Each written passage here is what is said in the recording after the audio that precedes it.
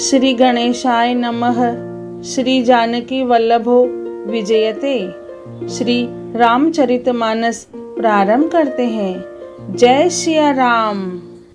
अगर मेरे वीडियो आपको अच्छे लगते हैं तो सब्सक्राइब जरूर कीजिए और अपने प्रियजनों परिवारजनों को जरूर शेयर कीजिए और उनको भी प्रोत्साहित करिए ऐसे धार्मिक वीडियो देखने के लिए। श्री रामचरितमानस के सप्तम सोपान उत्तर कांड में 17वां खंड प्रारंभ करते हैं।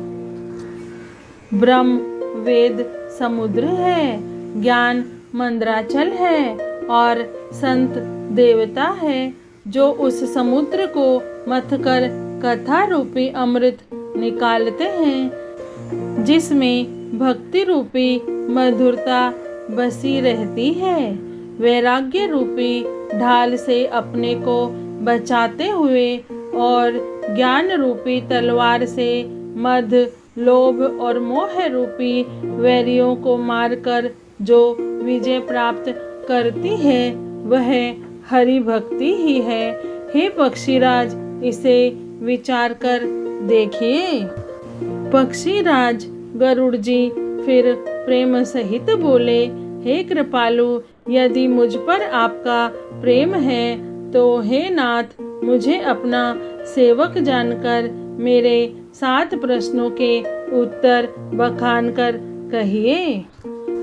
हे नाथ, हे धीर बुद्धि, पहले तो यह बताइए कि सबसे दुर्लभ कौन सा शरीर है, फिर सबसे बड़ा दुख कौन है और सबसे बड़ा सुख कौन है, यह भी विचार कर संक्षेप में ही कहिए। संत और असंत का मर्म भेद आप जानते हैं, उनके सहज स्वभाव का वर्णन कीजिए। फिर कहिए कि श्रुतियों में प्रसिद्ध सबसे महान पुण्य कौन सा है और सबसे महान भयंकर पाप कौन है। फिर मानस रोगों को समझाकर कहिए, आप सर्वज्ञ हैं और मुझ पर आपकी कृपा भी बहुत है। काकभुसुंडी जी ने कहा, हे तात, अत्यंत आदर और प्रेम के साथ सुनिए। मैं यह नीति संक्षेप में कहता हूँ। मनुष्य शरीर के समान कोई शरीर नहीं है।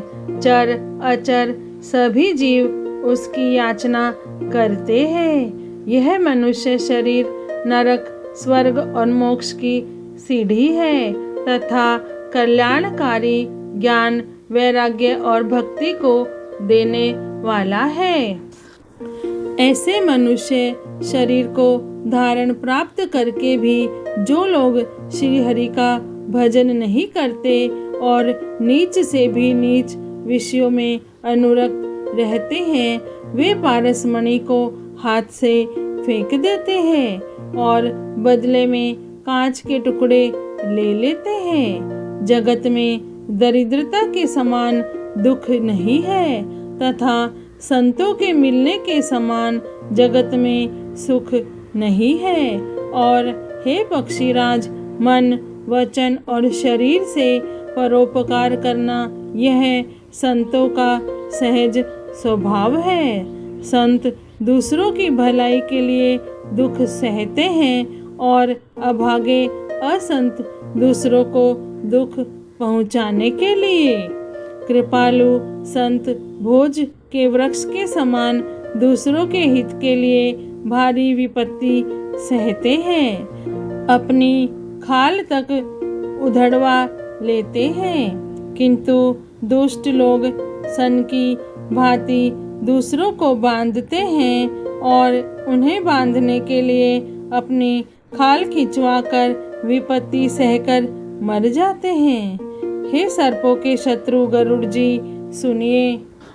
दुष्ट बिना किसी स्वार्थ के सांप और चूहे के समान अकारण ही दूसरों का अपकार करते हैं।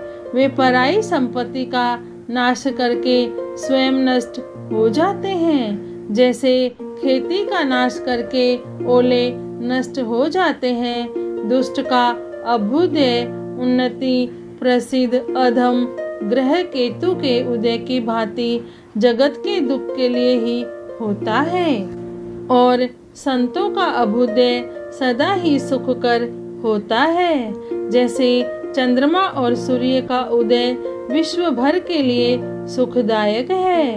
वेदों में अहिंसा को परम धर्म माना है और पर निंदा के समान भारी पाप नहीं है। शंकर जी और गुरु जी की निंदा करने वाला मनुष्य अगले जन्म में मेंढक होता है और वह 1000 जन्म तक वही मेंढक का शरीर पाता है। ब्राह्मणों की निंदा करने वाला व्यक्ति बहुत से नरक भोगकर फिर जगत में कोए का शरीर धारण करके जन्म लेता है। जो अभिमानी जीव देवताओं और वेदों की निंदा करते हैं वे रौरव नरक में पड़ते हैं। संतों की निंदा में लगे हुए लोग उल्लू होते हैं जिन्हें मोह रूपी रात्रि प्रिय होती है और ज्ञान रूपी सूर्य जिनके लिए बीत गया है अस्त हो गया है रहता है। जो मूर्ख मनुष्य सबकी निंदा करते हैं वे चमगीदड़ होकर जन्म लेते हैं। हे तात अब मानस रोग सुनिए जिनसे सब लोग दुख पाया करते हैं। सब रोगों की जड़ मोह अज्ञान है।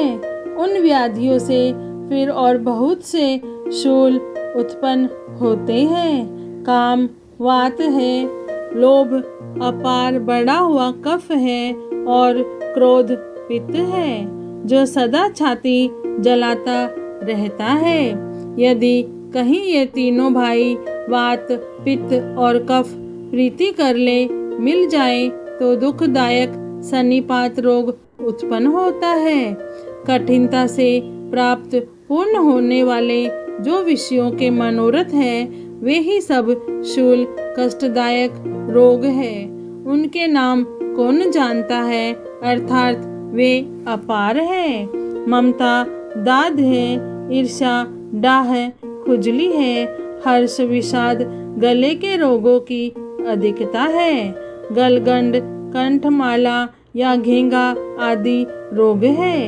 पराये सुख को देखकर जो जलन होती है वही क्षयी है। दुष्टता और मन की कुटिलता ही कोढ़ है। अहंकार अत्यंत दुख देने वाला डमरू गांठ का रोग है।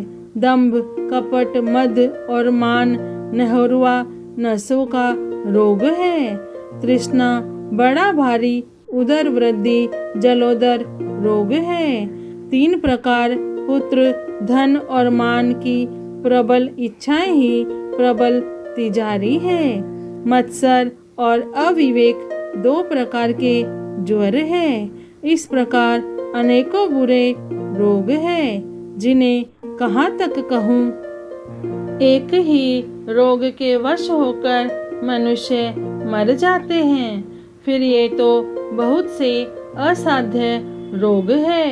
ये जीव को निरंतर कष्ट देते रहते हैं। ऐसी दशा में वह समाधि शांति को कैसे प्राप्त करे। नियम धर्म आचार उत्तम आचरण तप ज्ञान यज्ञ जप दान तथा और भी करोड़ों औषधियाँ हैं, परंतु हे गरुड़ जी उनसे ये रोग नहीं जाते। इस प्रकार जगत में समस्त जीव रोगी है जो शोक हर्ष भय प्रीति और वियोग के दुख से और भी दुखी हो रहे हैं। मैंने ये थोड़े मानस रोग कहे हैं। ये है तो सबको, परंतु इन्हें जान पाए हैं कोई विरले ही।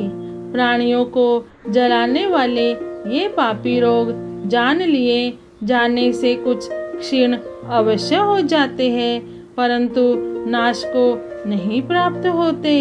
विषय रूप कुपथ्य पाकर ये मुनियों के हृदय में भी अंकुरित हो उठते हैं। तब बेचारे साधारण मनुष्य तो क्या चीज है। यदि श्री राम जी की कृपा से इस प्रकार का संयोग बन जाए तो ये सब रोग नष्ट हो जाए।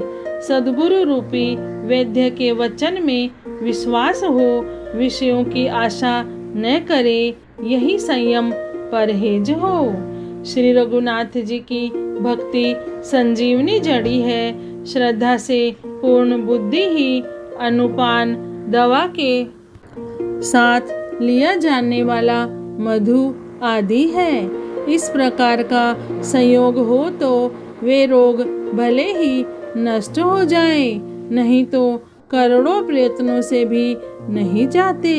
हे गोसाई, मन को निरोग हुआ तब जानना चाहिए जब हृदय में वैराग्य का बल बढ़ जाए, उत्तम बुद्धि रूपी भूख नित नई बढ़ती रहे और विषयों की आशा रूपी दुर्बलता मिट जाए। इस प्रकार सब रोगों से छुटकर जब मनुष्य निर्मल ज्ञान रूपी जल में स्नान कर लेता है, तब उसके हृदय में राम भक्ति छाए रहती है। शिव जी, ब्रह्मा जी, शुकदेव जी, सनकादि और नारद आदि ब्रह्म विचार में परम निपुण जो मुनि है, हे पक्षीराज, उन सब का मत यही है कि श्री राम जी के चरण कमलों में प्रेम करना चाहिए। श्रुति, पुराण और सभी ग्रंथ कहते हैं कि श्री रघुनाथ जी की भक्ति के बिना सुख नहीं है। कछुए की पीठ पर भले ही बाल उगावे, बांझ का पुत्र भले ही किसी को मार डाले, आकाश में भले ही अनेकों प्रकार के फूल खिल उठे, परंतु श्री हरि से विमुख होकर जीव सुख नहीं प्राप्त कर सकता। मृग तृष्णा के जल को पीने से भले ही प्यास बुझ जाए, खरगोश के सिर पर भले ही सींग निकल आवे, अंधकार भले ही सूर्य का नाश कर दे, परंतु श्री राम से विमुख होकर जीव सुख नहीं पा सकता।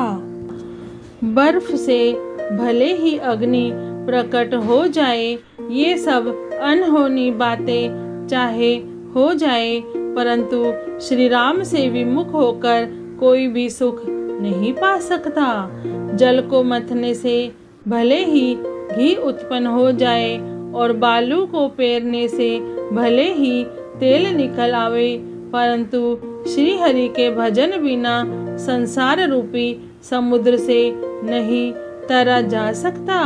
यह सिद्धांत अटल है।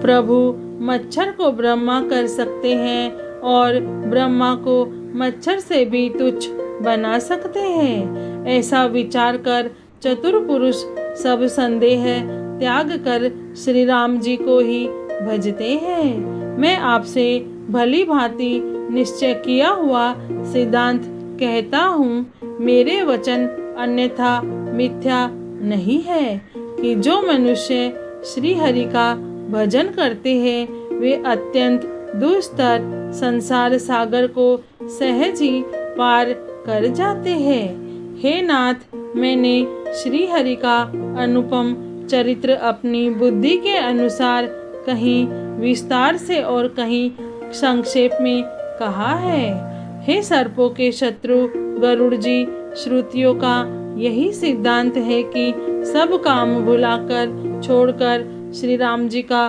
भजन करना चाहिए। श्री रामचरितमानस के सप्तम सोपान उत्तर कांड में 17वां खंड पूर्ण हुआ। जय श्री राम, जय सिया राम।